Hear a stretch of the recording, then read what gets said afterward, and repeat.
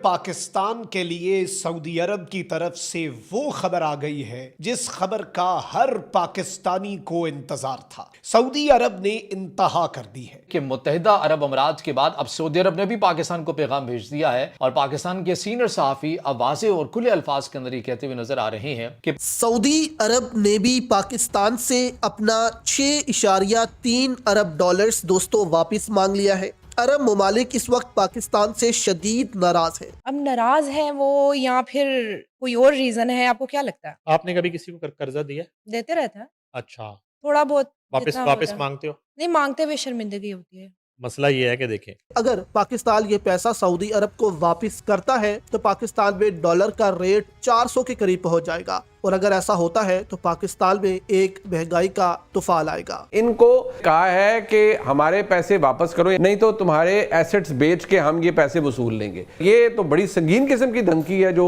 एक बरादर इस्लामी मुल्क की हुकूमत ने दी। मुसद्दिक मलिक साहब की जो इस तरह की कोई बात चल रही है, शहबाज साहब ने बड़ी इंपॉर्टेंट बात बताई कि हम शायद जो वहाँ से फॉरेन रेमिटेंस आती है वो गिरवी रखवा दें।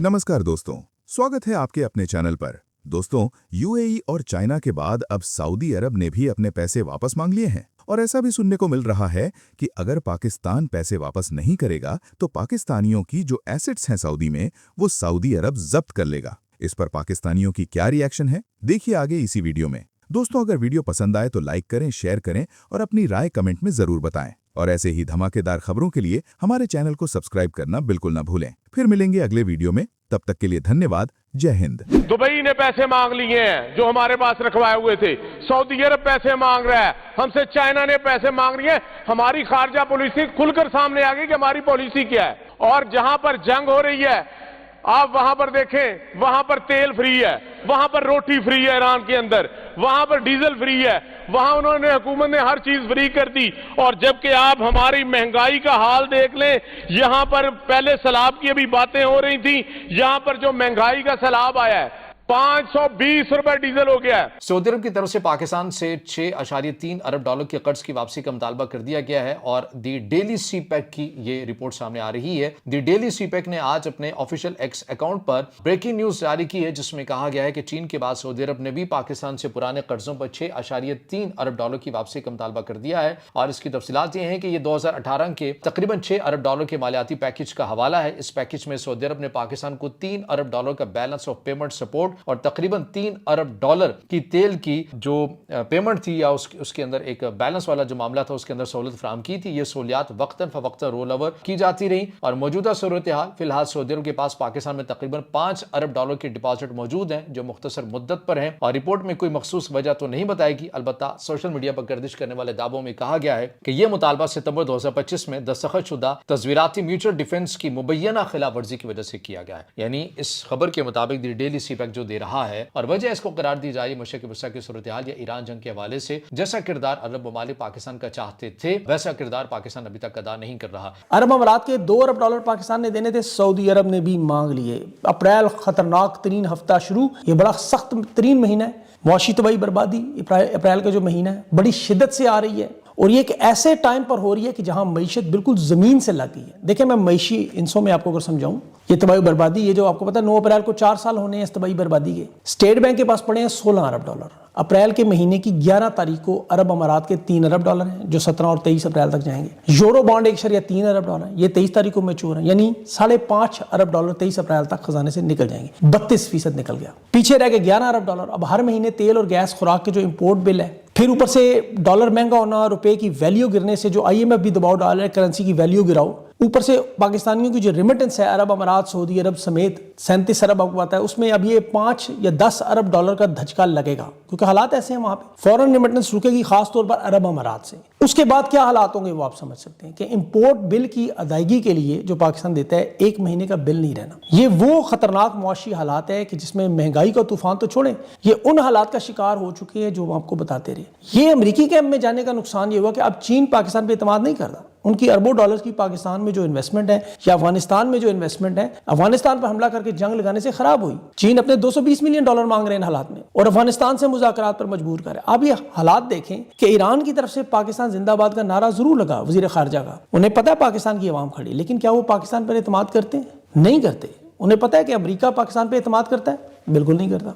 इनके खुद हुकूमती साफी बता रहे हैं कि अमेरिका इसराइल ने पाकिस्तानी मिलिट्री एस्टेब्लिशमेंट को धमकी दी है। मोहम्मद मालिक के अल्फाज है कि ईरान के इतना करीब और हम दर्द ना हो फिर हम ठंडा कर देंगे। अरब दुनिया एतमाद करती है क्या पाकिस्तान पे? हमारी जो पॉलिसी है इस वक्त, अरब दुनिया देख लें कहाँ खड़ी। ईरान के साथ, रूस के साथ, अफगानिस्तान के साथ, हिंदुस्तान से सारे हालात कशीदा है। यानी गरीब की जो जोरो सबकी भाभी वाला फार्मूला बना हुआ है। ये उस चक्कर में उन्होंने खारजा पॉलिसी घोड़े पे चढ़ाई। जिन ममालिक में अवामी फैसले, श्रीलंका उसकी देखें बहुत बड़ी मिसाल है, बांग्लादेश बहुत बड़ी मिसाल है, अभी हिंदुस्तान आपके सामने बहुत बड़ी मिसाल है। इन ममालिक में वो हालात नहीं है जो आज हमारे हो चुके हैं कि हमारे पास हालात, हालांकि पेट्रोल मिल रहा है, मतलब 30 जहाज तो ईरान ने दिए हैं और तेल की कीमतें देखें, और ये सिर्फ तेल की कीमतें नहीं है, तबाही और बर्बादी का पूरा एक खेल है। अच्छा, अब खुदा ना खास्ता अगर सऊदी अरब ईरान जंग का हिस्सा बन गया और उसके बाद फिर पाकिस्तान पर भी जाहिर है कि शरीक होने का प्रेशर पड़ा, तो आप सोचें कि फिर सूरत हाल क्या होगी, क्योंकि ये इन $11.5 अरब में से $5 अरब वो सऊदी अरब के हैं।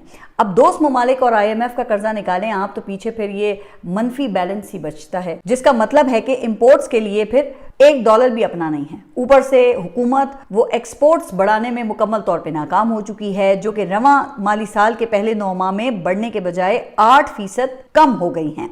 अच्छा, जबकि वो उड़ान पाकिस्तान प्रोग्राम में अरस्तुए पाकिस्तान वो आइंदा 3 सालों में एक्सपोर्ट्स डबल करने का ख्वाब दिखा रहे थे, जो इस वक्त $32 अरब हैं।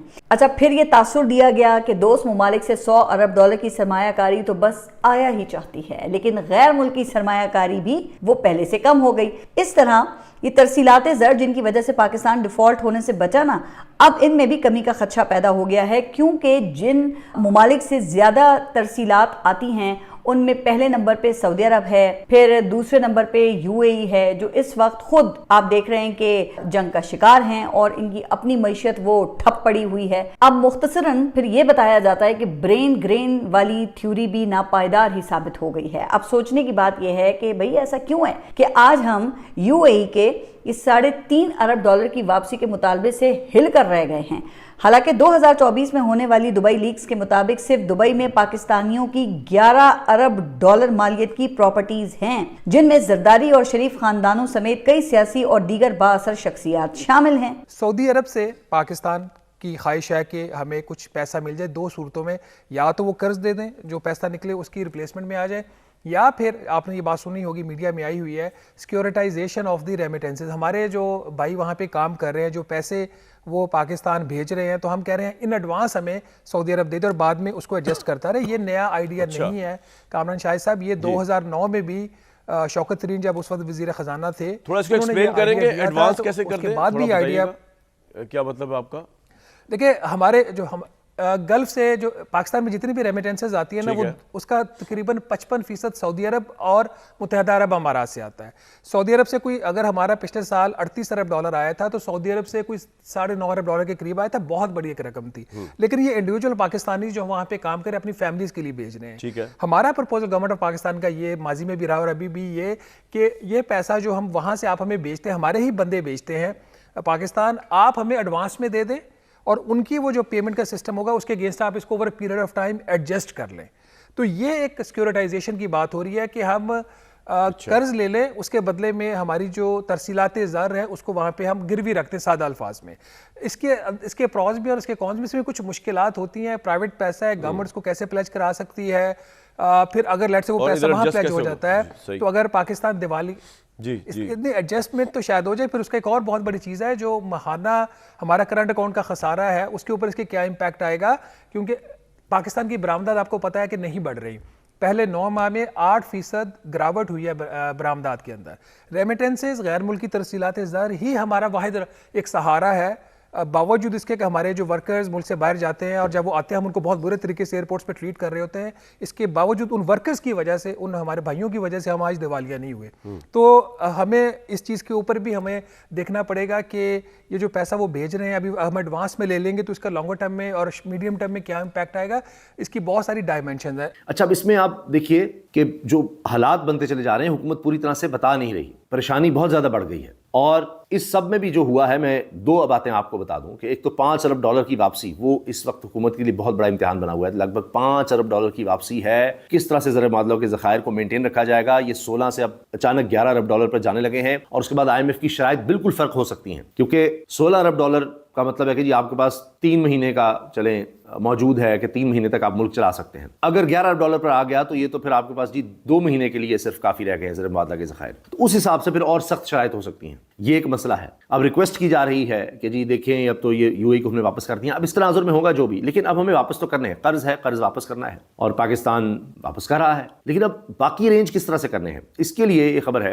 कि सऊदी अरब से कोशिश की जा रही है कि एक दफ़ा फिर मौखर अदायगियों पर तेल के अभी हम तेल खरीद लें सऊदी अरब से, पैसे हमारे पास नहीं है, रकम हमारे पास नहीं है, डॉलर्स नहीं है, बाद में हम आपको देते रहेंगे। तो इस तरह से हम रकम बचाएंगे, ज़र मादला के ज़खायर को बेहतर कर सकेंगे कि ऑयल पर जो हमारा खर्चा हो रहा है वो अब नहीं होगा, ऑयल हमें मिलता रहेगा, बाद में हम उसकी रकम की अदायगी करेंगे। अब सऊदी अरब से पाकिस्तान कोशिश कर रहा है कि एक तो हमें तेल मिल जाए, बाद में हम रकम दे दें, डॉलर्स बाद में दें, इसके अलावा मजीद डिपॉजिट रखवा दे सऊदी अरब, जो पहले उन्होंने रखवा रखा है। चीन, सऊदी अरब, UAE 3 ममालिक हैं जिन्होंने पाकिस्तान के ज़र मादला ज़खायर को सपोर्ट देने के लिए रखवाए हुए डॉलर्स। हमारे पास अपने शायद $4 अरब हैं लगभग, बस बाकी कुछ चीन के हैं, इसी तरह कुछ बाकी सऊदी अरब के हैं और UAE ने तो अपने वापस मांग लिए हैं। फिर हमने यूरो बॉन्ड्स के भी वापस करने हैं कि यह रकम कोई $1 अरब से ज़्यादा ही रकम है कि हमने बॉन्ड्स इशू किए थे कि जी ये सॉवरन गारंटी होती है किसी मुल्क की कि जी आप खरीदें और आपको इस पर इतना फिर प्रॉफिट मिलेगा साल बाद या इतने अरसे के बाद। तो वो इंटरनेशनल मार्केट में आप फ्लोट करते हैं और जब वो मैच्योर हो रहे होते हैं फिर लोग वो खरीद लेते हैं कि अच्छा हमने ये देखिए इतने का लिया है, साल 1.5 साल बाद हमें पाकिस्तान की हुकूमत, पाकिस्तान की रियासत इसके बदले में इतने डॉलर्स वापस करेगी। हमने $1 दिया था तो $1.5 मिलेगा, मैं मिसाल दे रहा हूँ। $100 दिए थे तो $105 मिलेंगे, इस तरह से। तो अब वो भी मैच्योर हो रहे हैं, वो भी लुटाने हैं। टी बिल्स में इन्वेस्टमेंट कम हो गई है, तो हालात बड़े अजीबोगरीब हैं, बड़े मुश्किल हालात नजर आ रहे हैं और हुकूमत की कोई प्लानिंग नजर नहीं आ रही। तल्ख पहुंची हकाइक ने मौजूदा रजीम की खुशफहमियों और गलत फहमियों का तो पोल खोल कर रख दिया है और गुज़िश्ता 4 साल की मुआशी प्लानिंग पर संगीन सवालात भी खड़े कर दिए हैं। मगर कहा यह जाता है कि तल्ख हकीकत अक्सर ये बहुत तकलीफ दे होती है, जो पाकिस्तान के केस में तो बदकिस्मती से अक्सर अवाम के हिस्से में ही आती है, क्योंकि हमारी अशराफिया मजबूरियों की मौत दिखाकर मुसीबतों का बुखार बेचने का हुनर जो खूब जानती है। Bye bye, tata, good, गया।